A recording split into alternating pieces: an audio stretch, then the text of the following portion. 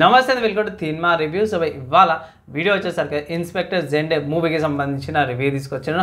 చిన్న request channel subscribe చేసుకొని latest updates కోసం. సో ఫస్ట్ ఈ మూవీని చెప్పుకోవాల్సింది ఏంటంటే ఈ మూవీ వచ్చేసరికి అయితేనేమో నెట్ఫ్లిక్స్లో అవైలబుల్ ఉందో ఓటీటీ ప్లాట్ఫామ్స్లో రిలీజ్ అయిపోయే మూవీ సెప్టెంబర్ 5th రోజున రిలీజ్ అయిపోయింది. కానీ మిగతా మూవీస్ ఉండడం వల్ల రివ్యూ అవుతుందో లేట్ అయిపోయింది.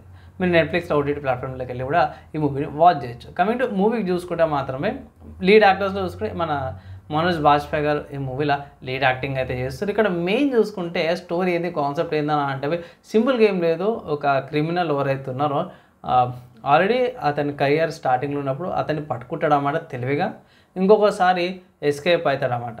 సో అతను ఎలా పట్టుకున్నారనే దాని మీద స్టోరీ అయితే నడుస్తుంది.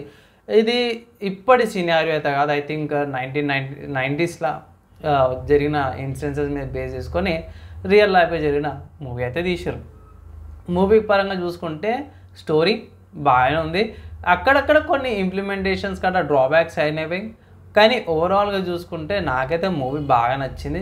చూడదగ్గ మూవీ అనమాట అవి. అండ్ ఆ టైంలో ముంబై గోవా మధ్యలో గ్యాప్స్ ఎలా ఉంటాయి, ఎండింగ్లో చూపిస్తాడు ముంబై వెల్కమ్ టు ముంబై అనేసి. సో ఆ విలన్ ఎలా ఎస్కేప్ అవుతాడు, ఎలా రూట్ చేస్తాడు, ఎలా ఏమంటే ఇంప్లిమెంటేషన్ చేస్తాడో, ఎలా హత్యలు చేస్తాడనే దాని మీద ఈ మూవీ చూపించారు.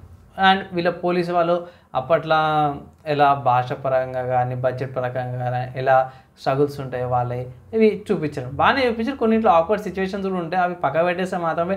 నాకు స్టోరీ చాలా బాగా నచ్చింది, చూపించే విధానంలో బాగుంది. అండ్ కొన్ని సీన్స్ ఆక్వర్డ్గా అనిపించింది, కొన్ని సెన్స్ అనిపించలేదు. అది ఎందుకంటే ఇది అవసరమారా అనిపించింది కొన్ని సీన్స్.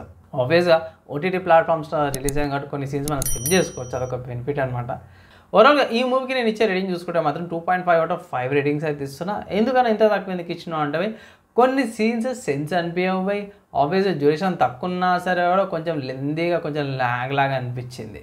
దీనిలో ఒక మంచి విషయం ఏంటంటే రియల్గా ఉన్న ఎవరైతే ఇన్స్పెక్టర్ జెండా గారు ఎవరైతే ఉన్నారో అతన్ని కూడా ఎండింగ్లో చూపించేస్తారన్నమాట. సో అదొక జర బాగా అనిపించి కొన్ని సీన్స్లో BGMI కూడా బ్యాక్గ్రౌండ్ మ్యూజిక్ అయితే జర మంచిగా అనిపించింది. ఈ షార్ట్కి పర్ఫెక్ట్గా సింక్ అయింది కదా అన్నట్టు అనిపించింది అనమాట.